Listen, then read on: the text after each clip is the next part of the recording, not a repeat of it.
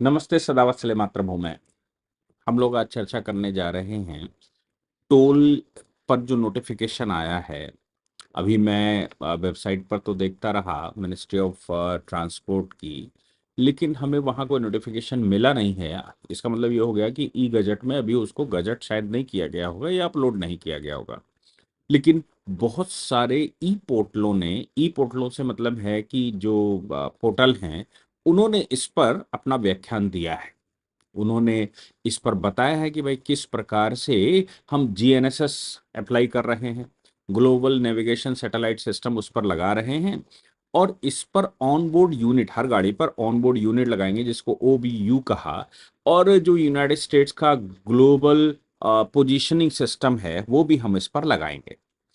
कहने का मतलब ये है कि अब ये जो फास्टैग है, फास्टैग के साथ साथ हम इसको भी लगाएंगे। और अब इसके साथ साथ एएनपीआर यानी कि ऑटोमेटिक नंबर प्लेट रिकॉग्निशन की टेक्नोलॉजी भी विकसित करेंगे। इन सब टेक्नोलॉजियों के लगाने से बड़ा अच्छा है। अब इसके कुछ लाभ बताएंगे और मेरे कुछ इश्यू हैं। मेरा मानना है कि ये नोटिफिकेशन जिस प्रकार से लिखा गया है, जो जिस प्रकार से न्यूज़ आई है, मेरा मानना है ये कोर्ट में जाकर फंसेगा और आर्टिकल 19(1) का उल्लंघन माना जाएगा। इसमें बहुत सारी ऐसी चीजें हैं जो कि ये बताएंगी कि वाकई में इस सिस्टम से, इस टेक्नोलॉजी से भारत में कितने सारे इशू खड़े होने वाले हैं। मेरा अपनी एनालिसिस है। मैं ना सरकार के पक्ष में बोल रहा हूँ, ना उसके विपक्ष में बोल रहा हूँ, ना ही मैं टेक्नोलॉजी के पक्ष में हूँ, ना विपक्ष में हूँ। टेक्नोलॉजी अच्छी बात है। आज के हमारे प्रधानमंत्री जी टेक्नोलॉजी के पक्ष में रहते हैं, ये बहुत अच्छी बात है। लेकिन टेक्नोलॉजी इस्तेमाल करते समय ये बात ध्यान रखनी चाहिए कि जो लोग भी सीसीटीवी कैमरा चारों ओर लगा दें, वो घरों के अंदर नहीं लगाते। घरों के अंदर, ऑफिस के अंदर भी लगा दें, लेकिन वो टॉयलेट में नहीं लगाते। तो टेक्नोलॉजी की अपनी एक सीमा है, और टेक्नोलॉजी की अपनी एक सीमा इस स्तर तक की है कि वो टेक्नोलॉजी ऐसा ना हो कि नुकसानदेह हो जाए, ऐसा ना हो कि वो टेक्नोलॉजी से नुकसान हो जाए। तो देखते हैं कि भाई ये टेक्नोलॉजी से किस प्रकार से फंडामेंटल राइट का क्वेश्चन खड़ा होगा, किस प्रकार से इसके मिसयूज का क्वेश्चन खड़ा होगा, किस प्रकार से भारत में जो है, जो सिस्टम है, उस सिस्टम को अच्छा किया जा रहा है। अब इस नोटिफिकेशन के माध्यम से ये कहा गया कि लगभग 10,000 करोड़ रुपया, 10,000 करोड़ रुपया भारत में जो कहीं इधर गड़बड़ हो जाता है, गड़बड़ से मतलब है कि 10,000 करोड़ रुपया टोल टैक्सों में या टोलों पर कहीं खो जाता है, वो 10,000 करोड़ रुपए की इसमें बेईमानी नहीं हो पाएगी। 10,000 करोड़ रुपए की इसमें इनकम सरकार की बढ़ेगी, यानी कि मिनिस्ट्री ऑफ ट्रांसपोर्ट की बढ़ेगी। दूसरा ये कहा गया कि जो टोल जहां पर लगे हुए हैं, वहां पर टोल के स्थानों पर जो लंबी लाइनें लगती हैं, वो फास्टैग के समय पर भी यही था कि लंबी लाइनों से फुर्सत मिलेगी। और अब ये कहा जा रहा है कि फास्टैग के साथ साथ ये टेक्नोलॉजी हम जब इस्तेमाल करेंगे, उस टेक्नोलॉजी से हमें टोल टोल हम बिल्कुल खत्म कर देंगे, और टोल टोल के बैरियर नहीं लगे होंगे। आप जाइए, चलते चले जाएंगे, और जहां तक आप पहुंच सकते हैं वहां पहुंचिए। आपका पैसा अपने आप डिडक्ट होता रहेगा। 50 या 60 किलोमीटर की जो लिमिट है, उस लिमिट पर आपका टोल का पैसा कटता जाएगा। ये भी कहा गया है इसमें कि 20 किलोमीटर तक चलाने पर कोई टोल नहीं कटेगा। यानी कि आप 20 किलोमीटर अगर कोई वाहन चलाते हैं अपने गंतव्य स्थान से, तो फिर 20 किलोमीटर तक कोई टोल की व्यवस्था नहीं होगी। मतलब ये है कि ये जो मैं इनकी खासियत बता रहा हूँ, इनकी अच्छी बातें बता रहा हूँ। अभी अभी मेरे मन में जो प्रश्न है, वो प्रश्न भी मैं करूंगा, क्योंकि मैं ना तो सरकार में हूँ, ना मिनिस्ट्री में कोई कंसल्टेंट हूँ, ना मिनिस्ट्री के साथ बैठता हूँ, तो कहाँ करूँगा। ये बातें जो दिमाग में आती हैं, वो हम आप सबके सामने रखते हैं। आप जितना झेल पाते हैं उतना झेलते होंगे, और जो नहीं झेल पाता है वो नीचे कमेंट बॉक्स में खूब सारी बातें भी लिखता है, और बताता भी है कि मैं कितना नाकारा टाइप का व्यक्ति हूँ। और अभी दुकान कौन सी चल रही है, क्या चल रहा है, इसमें फेल, उसमें फेल, इसमें आगे, उसमें आगे, ऐसी बातें लोग लिखते रहते हैं, जिनको फ्रस्ट्रेशन होता है हमारी बातों से। और कुछ लोग लंबे समय तक झेलते हैं। हाँ, ये भी है कि अगर मैं नहीं बोलता हूँ तो लोग मुझे मेलें बहुत सारी करने लगते हैं, बहुत सारी व्हाट्सएप आने लगते हैं कि भाई ये विषय क्यों नहीं ले रहे। तो सब मिला जुला चक्कर रहता है। तो मैं अपनी बात इसमें आपको बता रहा हूं कि ये मेरे मन में प्रश्न है। टोल के मामले में ये बात तो ठीक है कि आप 20 किलोमीटर के दायरे अपने गांव से 20 किलोमीटर के दायरे में अगर घूमते हैं तो ये जो सिस्टम जीपीएस का लगेगा, इस सिस्टम से आपका बचाव, हमारा बचाव हो जाएगा कि भाई 20 किलोमीटर में टोल अगर प्लाजा था भी तो वहां जद्दोजहद करनी पड़ती थी कि भैया हम यहीं के रहने वाले हैं, कार्ड दिखाना पड़ता था और कुछ, वो सब खत्म हो जाएगा। आपके गंतव्य से जहां पर व्हीकल आपका रजिस्टर्ड है उसके 20 किलोमीटर के दायरे में आपका कोई टोल नहीं लगेगा। लेकिन अब सवाल इसमें यह भी है कि हमारे घर से 20 किलोमीटर नहीं लगेगा, अगर मैं गाड़ी अपने ससुराल लेकर जाता हूं तो 100 किलोमीटर दूर, और वहां पर घुमाता हूं तो उसका क्या होगा। सवाल इसमें यह भी है कि ये जो ट्रैकिंग डिवाइस हमने जीएनएसएस लगाई है, ये ट्रैकिंग डिवाइस क्या भारत में वीवीआईपी के सिक्योरिटी पर खतरा नहीं होगा। चीफ जस्टिस कहीं जा रहे हैं, डिवाइस तो कंपलसरी है। डिवाइस हमारी गाड़ी में भी लगी होगी जो हमारी गाड़ी को ट्रैक करेगी, और जीएनएसएस डिवाइस भी लगी होगी जो हमको ट्रैक करके बताएगी भाई आज यहाँ पहुंच गए और पोजीशनिंग बताएगी। तो क्या चीफ जस्टिस की गाड़ी में ये नहीं लगेगी? क्या भारत की आर्मी की गाड़ियों में ये नहीं लगेगी? क्या भारत की इंटेलिजेंस एजेंसियों की गाड़ियों में ये नहीं लगेगी? क्या भारत की पुलिस फोर्सेस या एडमिनिस्ट्रेटिव गाड़ियों में नहीं लगेगी? ये बहुत सारे प्रश्न हैं। क्या उनको एग्जेम्प्ट रखा गया? अगर वो एग्जेम्प्टेड हैं, अगर वो बिना डिवाइस के चलेंगी तो उनका टोल का डिडक्शन कैसे होगा, उनका हिसाब कैसे होगा? और अगर उस पर कोई अलग से डिवाइस लगाई गई जो ये बताएगी नहीं इनका टोल नहीं कटना है, ये टोल फ्री, तो भी तो कोई डिवाइस लगानी ही पड़ेगी। तो जो डिवाइस लगाई जाएगी कि इनका टोल नहीं कटना है, उसकी ट्रैकिंग ट्रैकिंग तो होगी, वो डिवाइस ट्रैकिंग तो करेगी। अब जब आप number plate, high security number plate हमारे पास रहती है, जब नंबर प्लेट की ट्रैकिंग रिकॉग्निशन की डिवाइस हम लगा देंगे या सॉफ्टवेयर हम लगा देंगे तो वो हमारी गाड़ी की नंबर प्लेट भी पकड़ लेगी। अब नंबर प्लेट पकड़कर हमको बताएगी कि मैं सुबह वॉशरूम कौन से घर में गया था और कौन से घर में मैं फ्रेश होने गया था, मैं कौन से घर में कपड़े पहनने गया था और कौन से खेत में गया था, मैं कौन से ऑफिस में सुबह घुसा था और कौन से ऑफिस में शाम से निकला।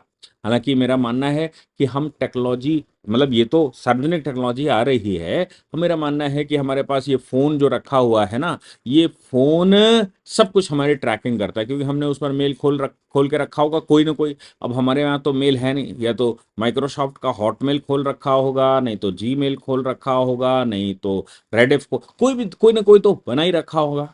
मेल बनाया है तो वो ट्रैक भी कर रहा होगा। आपके गूगल पे तो वो रिपोर्टिंग भी मेल पे दे देता है कि पिछले महीने आप इतने वो गए, और मेल भेज देता है, फोटो वोटो भेज देता है, यहाँ यहाँ आप गए, इतनी देर रुके, यहाँ यहाँ चले। और जो हम जीपीएस का इस्तेमाल करते हैं तो वो भी भाई बता ही देता है कि आप कहाँ से कहाँ घूम कर गए थे और कौन सी गली में घुसना है और कौन सी गली से निकलना है, ये तो गूगल बता रहा है। और ये भी बात सही है कि हमारे यहाँ क्या, फेसबुक का जो जो जो ओनर है जुकरबर्ग, उसने भी स्टेटमेंट दे ही दिया है। उसने कहा कि भाई हम डीप स्टेट की एजेंसियों के साथ मिलकर काम करते हैं और हम यूएस की भलाई के लिए काम करते हैं। हम सारी ट्रैकिंग जो मेरे पास इंफॉर्मेशन रहती है वो यूएस को दे देते हैं, और यूएस में बनने वाली सारी टेक्निकल कंपनियां चलाते हमारे लोग हैं। दुर्भाग्य है कि भारत के लोग चलाते हैं, लेकिन ट्रैकिंग उनके पास है, वो सारी उनकी सरकार की कंप्लाइंसेस को पूरा करते हैं और उनको इंफॉर्मेशन देते हैं। तो हम अगर फोन इस्तेमाल कर रहे हैं तो अपने पास तो ठेंगा है, अपने पास तो कुछ है नहीं। लेबर हमारी है, लेबर हमारी उनके साथ काम करती है, हमारे कर्मचारी उनके साथ काम करते हैं, उनके लिए डेवलप करते हैं, और सारी इंफॉर्मेशन उनके इंटेलिजेंस डिपार्टमेंट को जाती है। तो ये तो सार्वजनिक बात है, लेकिन इसको भी क्या रोकने की आवश्यकता है? चाइना की तरह, जैसे चाइना 34,000 सर्वर लगाए हुए है, कोई भी अगर उसके ट्रैफिक एरिया में घुसेगा उसकी बाउंड्री है। भारत में साइबर की कोई बाउंड्री नहीं है। भारत से विदेश में जाना, विदेश से भारत में आना साइबरली, वो कोई रिस्ट्रिक्शन नहीं है। आप फिजिकली जाएंगे तो रिस्ट्रिक्शन है, लेकिन आप यहां से विदेश के किसी भी स्थान पर जाते हैं तो कोई रिस्ट्रिक्शन नहीं। हाँ, चाइना ने लगा रखा है, रशिया ने लगा रखा है कि उनके यहाँ रिस्ट्रिक्शन है, उनके सर्वर से पास होकर ही कोई डेटा जाएगा, चाहे इधर जाए चाहे उधर जाए, और उसको वो ट्रैक भी करते हैं। उससे उनको पता भी होता है कि वाकई में उनके देश में क्या चल रहा है, उनके देश के प्रति क्या चल रहा है, देश में कहाँ चल रहा है। और हमारे यहाँ तो बिल्कुल फ्री फ्लो है और सब कुछ चल रहा है। वो उस पर मेरा मानना है कि रशिया और चाइना की तरह हमको काम करने की आवश्यकता थी। हम उस पर काम करने के बजाय जीएनएसएस सिस्टम और इंट्रोड्यूस करे दे रहे हैं, और उस सिस्टम से हमारे फंडामेंटल राइट्स, हमारी सिक्योरिटी के राइट्स, मेरी प्राइवेसी के right, my right to life and personal liberty, article 21, article 19, इनका 19(1) इनका उल्लंघन इस मामले में साफ दिखाई पड़ रहा है कि अगर मैं गाड़ी इस्तेमाल करता हूं तो मेरी एक एक लोकेशन, मेरी ही नहीं, देश के किसी भी मिनिस्टर की लोकेशन, देश में किसी भी ऑफिसर की लोकेशन, देश की सिक्योरिटी एजेंसियों की लोकेशन, देश के महत्वपूर्ण ऑटोनॉमस बॉडियों की लोकेशन, सबकी लोकेशन ट्रैक हो सकती है। अब करने वाले तो कोई ना कोई सरकारी कर्मचारी ही होंगे। अगर मैं बहुत सेफ कहूं, प्राइवेट हाथ में नहीं चलेगा, या उसको साइबर फ्रॉड करके कोई ट्रैक नहीं कर लेगा। हालांकि हमारे यहाँ मेरा मानना है कि साइबरली ट्रैक कर लेते हैं। कैसे ट्रैक कर लेते हैं? कुछ सॉफ्टवेयर आते हैं, आप उनको अपने फ़ोन पर डाउनलोड कर लीजिए, जो स्पीड वाले वो लगे रहते हैं कैमरे, जो स्पीड डिटेक्ट करते हैं जिससे चालान होता है, वो पहले ही आपको टिंग टिंग करने लगता है, आपकी स्पीड ये है और आगे कैमरा है, ये स्पीड है, आपका आगे कैमरा है, तो आप अपने स्लो कर लीजिए। स्लो करके वहां से जैसे ही पार निकलते हैं फिर अपनी बढ़ा लीजिए। फिर 2 किलोमीटर, 3 किलोमीटर, 5 किलोमीटर बाद कैमरा होगा, फिर वो बताने लगेगा आगे 500 मीटर पर कैमरा है, जो आपको पकड़ लेगा। यानी कि वो सरकारी सिस्टम को ट्रैक कोई सॉफ्टवेयर कर रहा है। तमाम सॉफ्टवेयर आपको मिल जाएंगे। यानी कि बिल्कुल साफ है, केवल उसको सरकार ही नहीं देख रही, केवल उसको एजेंसी ही नहीं देख रही, उसको ट्रैक करने के लिए और एजेंसियां और सॉफ्टवेयर कंपनियां भी लगी हुई हैं जो उसको ट्रैक कर रही हैं। अगर हम हमारा हमारे फोन पर पड़ा सॉफ्टवेयर उस कैमरे को ट्रैक कर सकता है कि ये गवर्नमेंट का कैमरा आगे लगा हुआ है, और उसमें वो बता देता है, तो क्या हमको हमको जो सॉफ्टवेयर ट्रैक करेगा, हमारी गाड़ी को ट्रैक करेगा, वो उसकी इंफॉर्मेशन कोई दूसरा लीक नहीं कर सकता? क्या कोई दूसरा नहीं ले सकता? आतंकवादी नहीं ले सकते, अतिवादी नहीं ले सकते, विरोधी नहीं ले सकते? ये तो हो सकता है। चलो, मैंने ये भी माना कि बहुत वेल प्रूव हम बनाएंगे, बिल्कुल एकदम जैमर सूमर लगाएंगे, किसी और फोन पर, किसी और डिवाइस पर वो ट्रैक नहीं हो पाएगा। हालांकि बड़ा मुश्किल काम है। मुश्किल इसलिए है क्योंकि भारत में करोड़ों गाड़ियां निकलती हैं। मुश्किल इसलिए है कि उस सर्वर पर लोड भी कितना होगा। मुश्किल इसलिए और है क्योंकि भारत विश्व का दूसरे नंबर का सबसे बड़ा देश है जिसमें रोड नेटवर्क सबसे बड़ा है। इसलिए ये टेक्निकल प्रॉब्लम मुझे लगता है कि ये हो सकती है। ये टेक्निकल प्रॉब्लम हम फेस कर सकते हैं। और ये, चलो मैं कहता हूं सब वेल प्रूफ लगा दिया, तो भी किसी न किसी के हाथ में एक्सेस होगा। और हमारे यहाँ सरकारी कर्मचारियों का हम जानते हैं, सरकारी कर्मचारी किसी मतलब का नहीं है। वो काम भी करता है तो एक सिस्टम में काम करता है, वो काम करता है तो इंफॉर्मेशन बेचने में उसको कोई समस्या नहीं आती।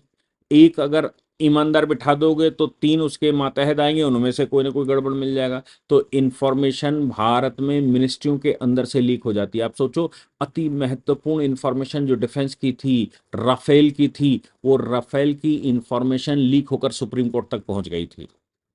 तो इंफॉर्मेशन भारत में, जिसको सीक्रेट डॉक्यूमेंट, सीक्रेशन एक्ट के तहत रखा गया, सीक्रेट डॉक्यूमेंट एक्ट के तहत रखा गया, वो हैंड टू हैंड चलती, कोई डिजिटल कॉपी नहीं होती, वो भी लीक हो जाती है। कहा तो ये गया है, nothing is secret in India. Bharat में कुछ भी सीक्रेट नहीं है, भारत में सब कुछ निकाला जा सकता है। लेकिन फिर भी ये साफ तौर पर किसी न किसी के हाथ में इसका कंट्रोल होगा, जो इसको क्रॉस चेक कर सकता है, जो इसके बारे में जान सकता है। तो फिर सोचने की बात यह है कि क्या सरकार के अंदर से अगर किसी को ट्रैक करना चाहे, किसी व्यक्ति को ट्रैक करना चाहो, आतंकवादी को ट्रैक कराए अच्छी बात है, लेकिन किसी व्यक्ति के फंडामेंटल राइटों को इन्फ्रिंज करते हुए उसको ट्रैक करना चाहें तो हो सकता है। सवाल ये भी है कि बाथरूम में कैमरा लगाते हैं क्या? ट्रायल रूम में कैमरा लगाते हैं क्या? घरों के अंदर कैमरे लगाते हैं क्या? इसलिए नहीं लगाते क्योंकि प्रिवेसी किसी लिमिट पर तो रुकेगी, किसी हद तक तो रुकेगी। प्रिवेसी हमारी है, वो ऐसा नहीं है कि वो सार्वजनिक चौराहे पर बिकेगी। तो सेफ्टी सिक्योरिटी के पर्पज से तो टेक्नोलॉजी इस्तेमाल हो सकती है, लेकिन वो सेफ्टी सिक्योरिटी इतनी न हो जाए कि समस्या खड़ी हो जाए। बहुत बड़ी तादाद देश में ऐसी है जो राष्ट्र जो जो सिक्योरिटी लेने से मना कर देती है, पुलिस की सिक्योरिटी लेने से मना कर देती है, गनर वनर मना कर देते, क्यों? क्योंकि उनसे जासूसी हो जाती है कि साहब, क्योंकि वो परमानेंट साथ में रहता है, वही बता देता है कहाँ साहब घूम रहे हैं और कहाँ साहब आए थे, और अगर सरकार के ऑफिसर्स को भी उनकी जरूरत पड़ती है तो वो दे देते हैं। और भारत का तंत्र तो आप समझ लीजिए, तंत्र तो इतना बड़ा जाल है कि उसमें अगर आपका एक बॉल गई तो ढूंढते रह जाओगे, मिलने वाली नहीं है। एक प्रकरण में साथ में बताता हूं, हालांकि लोग कहेंगे कि भटक गए। तमिलनाडु के अंदर एक व्यक्ति दुबई में काम करने गया, उस व्यक्ति की वहां मृत्यु हो गई। उसकी पत्नी को, अभी 2019 की घटना है ये, उसकी पत्नी को सरदार सरोवर डैम तक पहुंचना पड़ा, उसकी पत्नी को सारे मिनिस्ट्रियों में चक्कर लगाने पड़े। 10 महीने बाद डेड बॉडी आई, और जब वो डेड बॉडी आई भी तो उसके पति की थी ही नहीं, क्योंकि वो डेड बॉडी जल मतलब गली हुई थी, 11 महीने से केमिकल में रखी थी, वो गली हुई थी। और उसके पति के हाथ पर जो नाम शाम लिखा था, जब उसने हाथ पकड़ा तो नाम था ही नहीं। इतनी मशक्कत करी उसने, 10 महीने तक हाई कोर्ट झेला, उसने डिस्ट्रिक्ट कलेक्टर झेला, उसने प्रदेश सरकार देखी, उसने एक्सटर्नल अफेयर्स मिनिस्ट्री देखी, फिर वो आत्महत्या करने को उछल दी और उलझ गई कि उसकी शादी का सर्टिफिकेट नहीं बन रहा था, उसका डेथ सर्टिफिकेट नहीं बन रहा था, कि वो उसका पति है ये बर्थ सर्टिफिकेट नहीं। मतलब ऐसी उलझी कि वो आत्महत्या करने को चली, तो भी डेड बॉडी उसकी नहीं आ पाई, उसके पति की। ये भारत का तंत्र है। ये तंत्र सुविधा के लिए है या असुविधा के लिए? ये वो जाल है जिसमें आप घुसे तो आपकी डेड बॉडी भी बाहर आ जाए, आपकी उम्र चली जाएगी, लेकिन आप वहां सोल्यूशन नहीं निकाल पाएंगे, कोई नहीं निकाल पाएगा। ये ऐसा तंत्र हमने बनाया हुआ है। तो ऐसे तंत्र में कहां से इंफॉर्मेशन लीक हो जाएगी कुछ पता नहीं। उसका इन्वेस्टिगेशन बिठा और बिठाते रहेंगे, आपको पता नहीं लगेगा, आदमी मर जाएगा। ट्रैकिंग की व्यवस्था तो ऐसी भी है। लोगों ने प्रश्न मरहूम कैप्टन मैं मरहूम विपिन सिंह रावत के लिए भी हम जानते हैं क्या हुआ था। तो ऐसी पोजीशन में ये टेक्नोलॉजी क्या फंडामेंटल राइटों को इन्फ्रिंज तो नहीं करेगी? इस पर क्या सेफ्टी नॉर्म्स अपनाए गए हैं या अपनाए जाएंगे मुझे नहीं मालूम। लेकिन आज नोटिफिकेशन की बात मैं कर रहा हूं, जो मेरे दिमाग में सवाल पैदा हुए कि ये क्या हमारे लिए खतरनाक हो सकती है।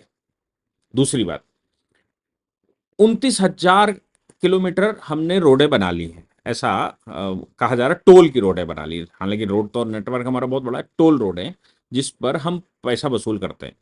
कहते हैं 5-7 हज़ार किलोमीटर बना लेते हैं। टोल की रोड एक सवाल है। अब ये मुझे लगता है कि अब दुखी करने वाला सवाल है।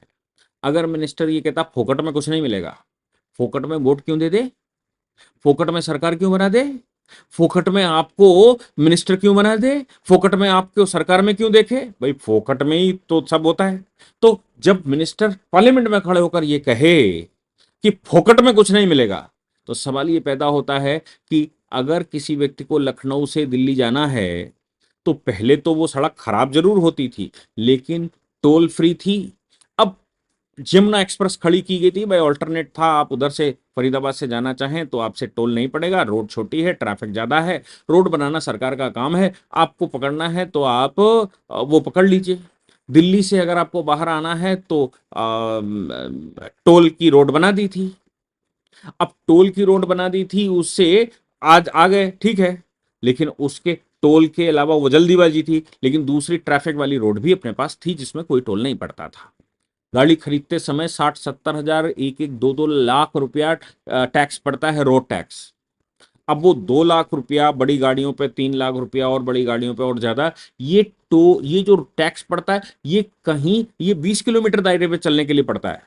ये केवल 20 किलोमीटर दायरे में चलने के लिए मिलता है इस नोटिफिकेशन के अनुसार, कि भैया आपने गाड़ी खरीदी है, आप 20 किलोमीटर दायरे में चलिए, जिसका आपने 4 लाख रुपया, 5 लाख रुपया टैक्स दिया, और गाड़ी 10 साल के लिए आपके पास है, डीजल गाड़ी है तो 10 साल चलेगी, और 10 साल में आप केवल 20 किलोमीटर घूमिए, उस 20 किलोमीटर के दायरे में चलते रहिए।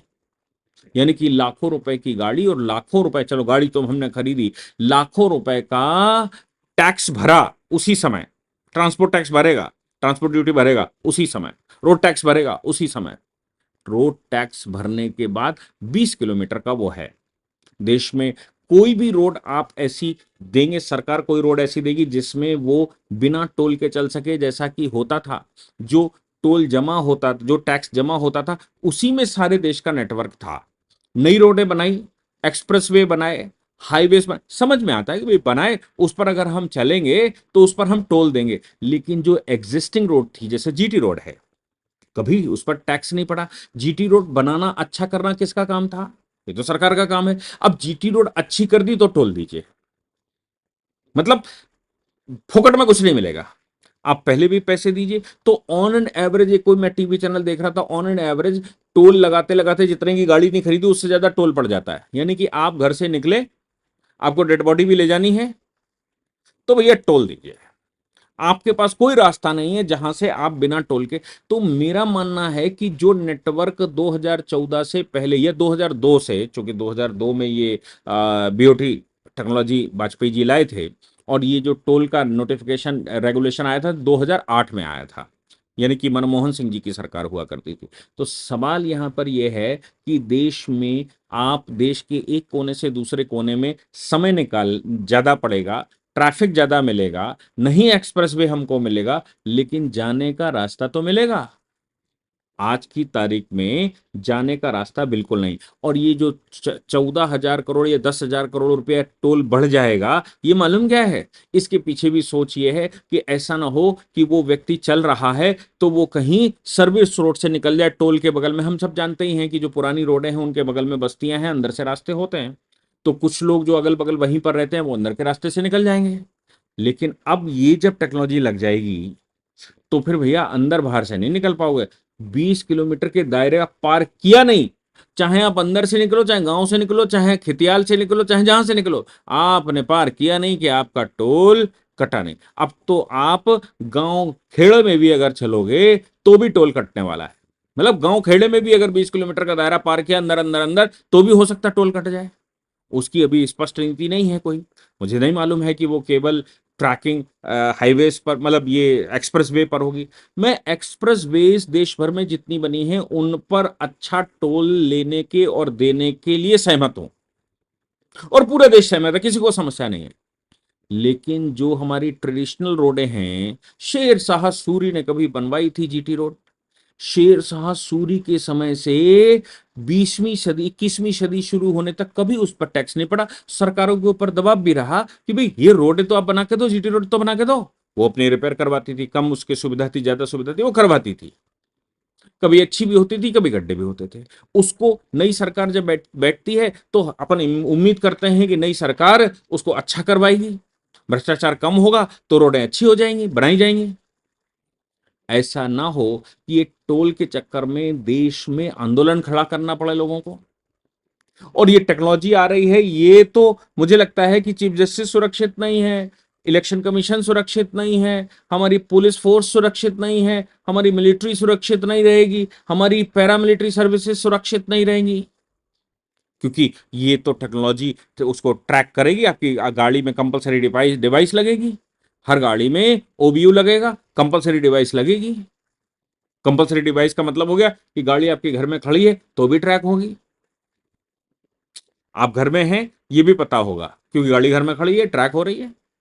तो इसकी सेफ्टी नॉर्म्स के मामले में मुझे लगता है कि एक श्वेत पत्र आने की आवश्यकता है, कि श्वेत पत्र जारी किया जाए और बताया जाए कि भाई ये सेफ्टी नॉर्म्स इसमें अपनाए गए हैं। दूसरा ये बताना चाहिए कि आपको देश में अगर एक कोने से दूसरे कोने में जाना, आप एक्सप्रेसवे इस्तेमाल नहीं करते हैं, टोल रोड इस्तेमाल नहीं करते, तो भी आपके पास ऑल्टरनेट रोड है, और उसकी सरकार की जिम्मेदारी है, राज्य सरकारों की, केंद्र सरकारों की जिम्मेदारी है कि वो उसको बनाएगी, मेंटेन करेगी। ये मुझे लगता है कि हमें अभी देश में इस प्रकार की जागरूकता की या तो आवश्यकता है कि नहीं है मुझे पता नहीं, लेकिन आप लोग, प्रत्येक व्यक्ति टोल के मामले में, सरकार हमारी है, हमारे लोगों की है, हमारे लिए काम कर रही है, अच्छा काम कर रही है, देश को अच्छा चला रही है, लेकिन अच्छे के चक्कर में अधिकारी कहीं ऐसा तो नहीं है कि ये सब बंटाढर करवा रहे हैं। मुझे लगता है कि आप सभी लोग कुछ ना कुछ उस पर लिखेंगे और उस पर सलाह देंगे। आपको लगता है कि इसका क्या, टेक्नोलॉजी जिसको मालूम है वो टेक्नोलॉजी भी लिखेगा, और वीडियो के नीचे ही उसके, जो फेसबुक पर जैसे चैटिंग करते हैं वैसे चैटिंग कर सकते हैं, क्या समस्या है? फेसबुक पर भी चैटिंग कर सकते हैं, क्या समस्या है? यूट्यूब पर भी चैटिंग कर सकते हैं, बताइए, लिखिए। देश में सरकारों के कानों में बोलेंगे नहीं। ऐसा कहते हैं कि बच्चा जो है, अब माँ का अपना ही बच्चा है, लेकिन बच्चा भी जब रोता है तो दूध पिलाती है माँ। ऐसा भई हमारे यहाँ कहा जा रहा है। कुछ माएँ अच्छी होती हैं जो अपने मन से पिलाती हैं, लेकिन अगर नहीं पिलाती तो बच्चे को रोना पड़ता है। कभी-कभी उसको बहुत ज़्यादा परेशान करना पड़ता है, क्योंकि अपनी माँ है। अपनी माँ का मतलब ये नहीं कि रोएँगे नहीं, अपनी माँ का मतलब ये नहीं है कि उसको दूध नहीं माँगेंगे, अपनी सरकार है इसका मतलब ये नहीं है कि हम बोलेंगे नहीं। इसलिए मुझे लगता है आप सभी लिखकर अपनी वेदना ज़रूर लिखेंगे कि आखिर क्या दिमाग में चल रहा है। जय हिंद, जय भारत, वंदे मातरम।